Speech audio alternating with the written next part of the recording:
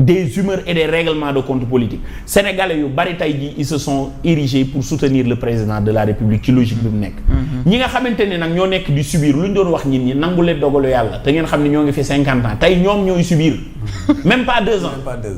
loolu jàngalu leen dara war na tax ñu xam ni. affaire bi du lool. yëf yi du 50 ans. yoo xam ni da nga koy yor réew mi tax lu la neex def. ñoom ñoo war a nangu dogal. dem naan ndox bu sedd xam ne Bassirou Diomaye Faye mooy président du Sénégal ñu nangu ko.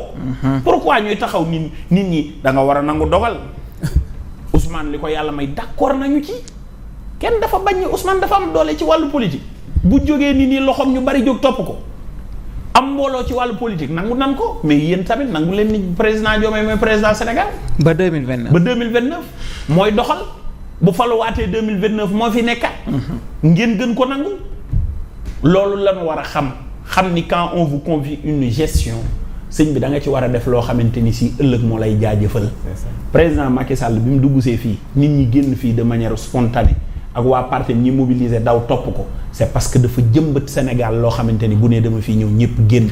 le président Wade bi mu ñàkkee pouvoir bi di fi dellu si nit ñi génn di ko teeru ba waral mu inspiré ñoom Macky Sall ñu dem dugal limite d'âge ci biir constitution bi ni ko am 75 ans dootoo poser candidature xam nañ li xewoon jamono boobu parce que daf ko fi jëmbat boo doonee autorité da nga fiy jëmbat lu tax nga des ci xolu nit ñi.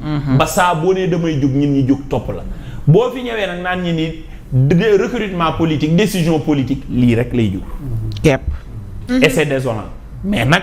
nous rappelons à nos frères aujourd'hui nommés directeur général à conserver le travail de ces gens-là waroo leen ko xañ waroo leen ñëw naan non damay wàññi ay nit damay wax déedéet les problèmes dans les boîtes existent mais aussi il existe des solutions nit manager dëggantaan dañ lay jox lu daanu ci suuf nga am capacité wu yëkkatiwaat ko ba mu jóg ci kaw ba nit ñi di wax kii fu mu jaar loolu xam-xam ak vécu moom moo koy maye loolu nag lañ leen di woo ngeen def ko te ngeen bàyyi doomu jàmbur yi ngeen di ñëw di dàq sénégalais yi am seen liggéey ngeen leen koy xañ muy yéen ñi fi Sonko indi woon muy ñi tey ji président Bassirou Diomaye Diakhar Faye di nommer aider le président de la République bu leen ko wutal ay noonu amul ay ñii fi nekkoon passif lañ nekk déedéet ils sont déjà embauchés ils ont leur CDI il faut les conserver bu dee ay ils sont des mots nécessaires il faut le faire avec eux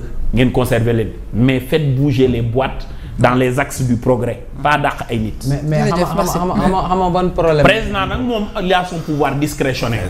président sa pouvoir discrétionnaire ku àndut ak yow dàq ko. ci décret mais ñi am CDI moom. ñii touché pas non xam ban problème la ñu am foofu sax CDI mënoo ko dàqee noonu. déedéet mais yow ñaata nit fi am ay CDI boo ko dàqee fan la jëm. modèle économique la ñuy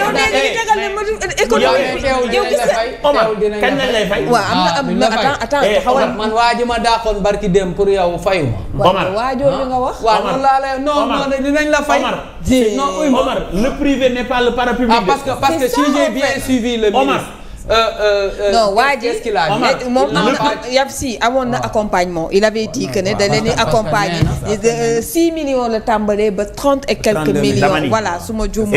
alors mais Al Amin Lo qu'est-ce qu'il a dit parce que tamit nit ki na leen réintégrer parce que nit ñooñu tey jii boo leen dàqee ñu jël dossier bi yóbbu ko inspection du travail. aywa gagné nañ ba sonn te kenn joxul gagné nañ ba sonn demande au gars Babacar Fall bi yore RTS. ci kër gi la ne. Bachir Fofana nii muy doog a gagné te CDI la amoon wax nga dëgg. ba tey yow te appel à candidature la duggee foofu. wallaay muy doog te gagné ses 60 et quelques millions voire 50 et quelques millions. je veux dire mais il faut faire il va faire on va saisir les comptes de la boîte.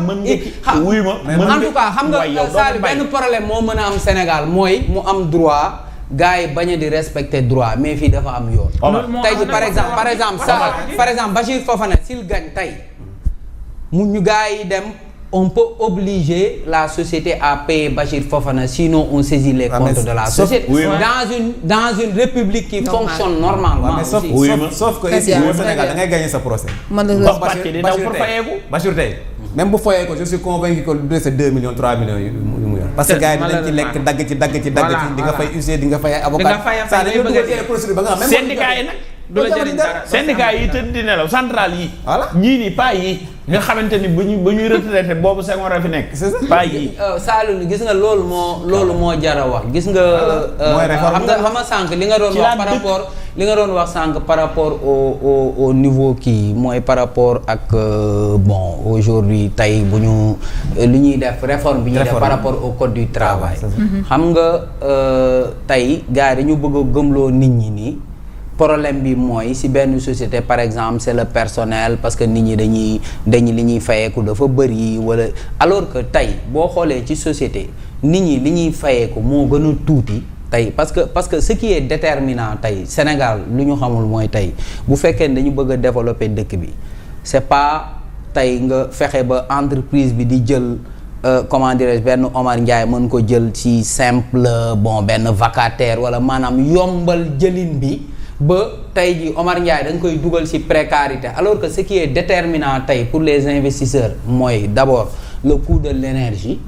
mooy dëkk bi Sénégal nan la mën a doonee dëkk boo xam ne tey boo ñëwee di investir fii yor fi sa société boo waroon fay 10 millions wala 50 millions par mois ci énergie rek nga fay benn 5 millions ak tamit les infrastructures ak tamit le cadre juridique mooy lu ñu doon wax léegi saa loolu c'est important pour un investisseur. Un investisseur tey bu fekkee ni tey da ngay ñëw par exemple dans un pays comme le Sénégal nga bëgg a investir mu leeral ni tey yaa ak état boo leen amoon procès par exemple comme ce qui s'est passé avec Bachir Fofana tey pour nga am sa xaalis problème la parce que c'est l'État qui dirige loolu ça n'incite pas l'investisseur à venir dans le pays pour investir donc ces cadres juridiques là loolu état bi la si war a jóg waaw loolu moo gën a important tey nga jël benn code du travail changer ko de telle sorte que tey benn société pour mu jël benn Omar Ndiaye xaw ma nan lañ koy tuddee comme genre journalier en tout cas le nouveau code du travail ni ñu ko defee tey l'employé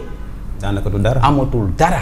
valeur. employé bi l'emploi n'est plus sécurisé alors que emploi bi c'est pas tey ji boo xoolee salaire yi c'est pas lu gën a cher ci entreprise c'est pas les salaires. C'est l'électricité ce sont les coûts logistiques les intrants yooyu donc les gens doivent travailler sur ça. Ouais. Très bien c'est important merci beaucoup et ñu xalaat bu baax a baax ndax tout le temps dañ ko fi doon wax ñun fi ñu taxawoon dañu continuer di taxaw par rapport ak li jëm ci wàllub nit yi nga xamante ne dañ leen di dàkk ci biir entreprise yi naka noonu également ci biir ministère yeeg yu nu mel alors sur ce. un manager très rapidement damay wax rek parce que yàlla tax may wax. kër gi ñu nekk depuis 2 ans xaalis dugg fi. wallaay te pourtant Bougane mu ngi koy continuer di ko maintenir. mooy li nga doon wax. te pourtant amoon na motif pour dàq ay nit. waaw wàññi personnel bi bu baax mais dafa taxaw 1er mai daaw géej wax ko suñu kanam ñun ñëpp a ngi taxaw. au contraire dafa jëlaat ñeneen. biñ ko nee plan de redressement dafa ne du fi am je vais pas me séparer avec du benn employé dinaa fexe liggéey ak ñoom et depuis 16 ans ñu ngi fi 1 franc mosuñu ko war benn weer bu dee. loolu aussi nit dañ koy wax si loolu également loolu la ñuy wax manager. parce que si 2 ans nga yor kër xaalis dugg fi te terewul. la ngay def yaa ngi koy def. yow fa mu daan dugg sax ñoo ñëw la gën a sonn si presse bi lañ nekk li ñuy wax également mun nañ ci dut baaraam.